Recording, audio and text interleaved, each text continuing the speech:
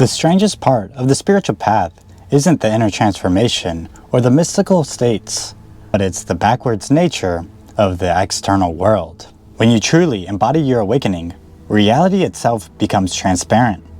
The metaphysical becomes obvious, and the natural laws begin to govern your life. Take the law of attraction, for example. You see how thoughts, emotions, and intentions shape not only your experience, but ripples into the collective field. As you start to experience more aligned experiences, whether it be through people or places, as the synchronicity machine just plays out perfectly as you become in flow with life. Or let's take the mirror effect, where every person you meet becomes a reflection of your inner state, and you of theirs. You cannot help but see everyone with unconditional love and how they are enlightened. At first, these might feel like mystical concepts, but as you embody them, you realize they're just the mechanics of life itself. And yet, even from this higher perspective, the illogical nature of the ego becomes undeniable. You see the paradox. Society has normalized illusion, while truth appears radical.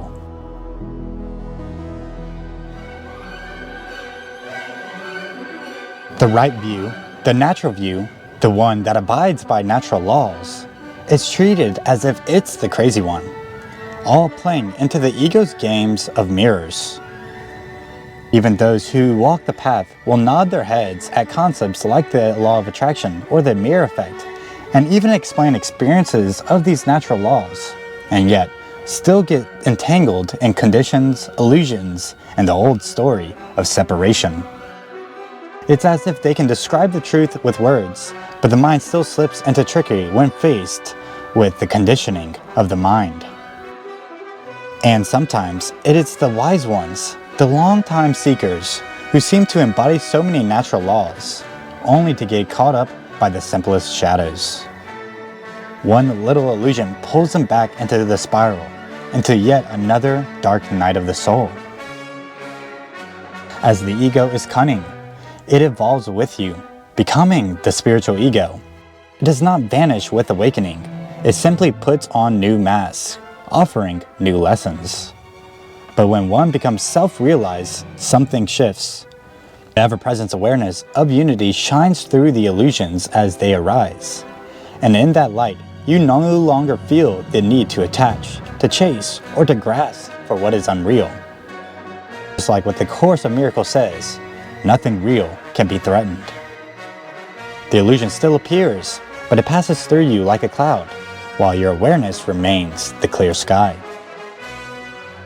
It's really when you begin to hold the right view, the natural view, that you start to notice the weirdness of society. Because you can't help but see how the collective ego has inverted the natural laws of life.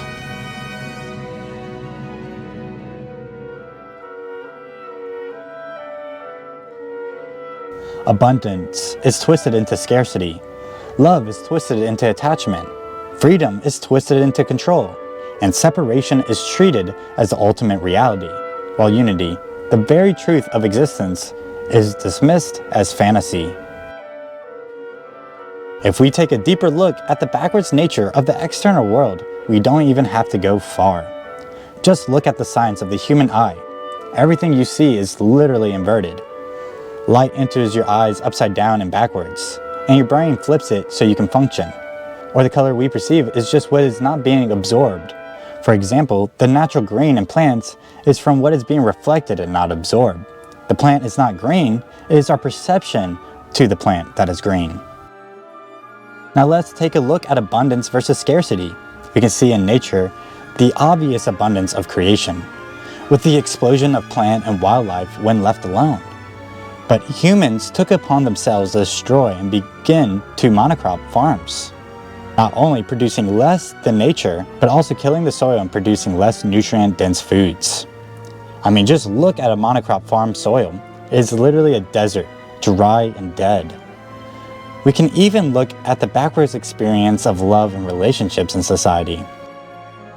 Most relationships aren't built on true unity or unconditional love, but built on conditioning.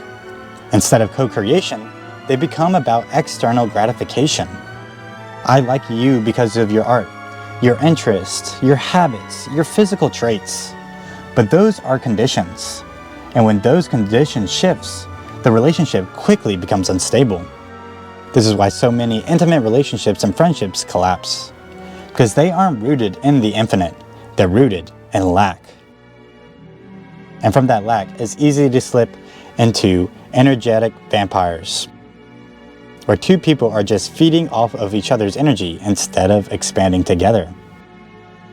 And so caught up in the belief of separation through lack, attachment, and control, we find ourselves in conditional loving relationships rather than the true love of the unconditional.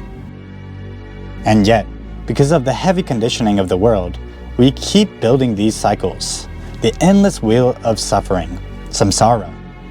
Suffering itself has been normalized, so when you step beyond the limited viewpoint into the limitless, you instantly stand out. You become a vessel, a living mirror for others to catch a glimpse of their own true nature. Not because you're trying to teach them, not because you're trying to save them, but simply because you embody truth. You embody unconditional love, and that presence alone disrupts the illusion. The spiritual path is about setting yourself on fire, and that light can shine through all the shadows. This is what everyone is searching for, whether they know it or not. Every desire, every relationship, every chase for money, status, or recognition is really just a longing for this one thing, to find their true nature. And yet, because external world is what most people perceive to be true, they continue to try and validate formlessness with form.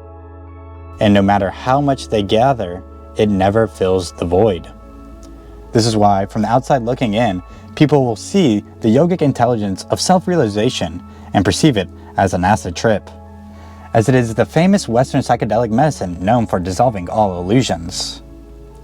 And yet, when you live in the state of I am, the true and only state, the outside world projects its own limited perspective onto you. Some will call you perma-tripping, others will say you're schizophrenic, but these are just mirrors. They reflect the conditionings of those who cannot imagine that freedom exists outside of chemicals or altered states. They reflect the fear of those who believe that detachment from suffering must mean insanity. The irony is, it is not freedom that's psychotic. It is the attachment to false beliefs that creates suffering.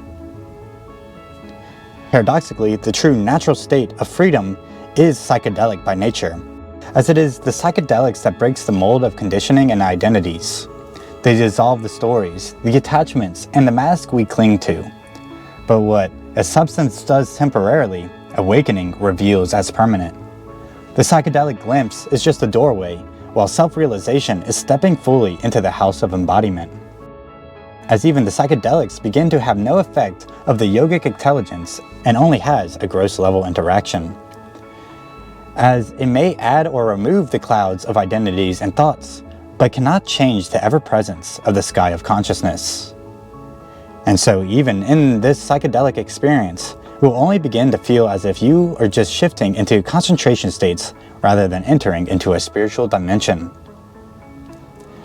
As this can be easily understood by seeing that psychedelics' main physical function is suppressing some aspect of the body to give more concentration to the more subtle aspects, such as LSD or psilocybin, reducing the activity of the default mode network, the aspect of the brain linked to the sense of self, identity, and ego. But true yoga is a fully balancing and expansion of these dimensions, and why it is famously said that psychedelics have nothing on meditation. Each human life is a unique mirror of that source, a unique angle of subjectivity. And because of this, you can never truly know another person's inner experience, nor their state of consciousness. The only true knowing is I am. The closest you can come to perceiving another state is by the fruits of their action. Because spirituality without fruits, without embodiment, is just vanity. Because even here, the paradox remains. To become attached to the outcome of action is its own illusion. You do not plant a tree and demand that it gives back. You plant it because that is the nature of life, to give, to grow, to embody. And so, as one becomes more embodied, the ego, too, becomes trickier. For walking the narrow path of life means that friction must grow with you, not as punishment, but as the very pressure that sharpens awareness. But to stay grounded in the everlasting now is to no longer be tossed around by that friction. It is to stand in the center of the storm, unmoved, clear, and free. And it is that state of the timeless presence of the I Am that is the kingdom of heaven at hand. That's it for today's video. Like, subscribe, and leave any comments, questions, or topics you want me to talk about. I also have a link in the description where I have more resources that I provide if you want to go deeper. Thanks for watching. Till next time, peace.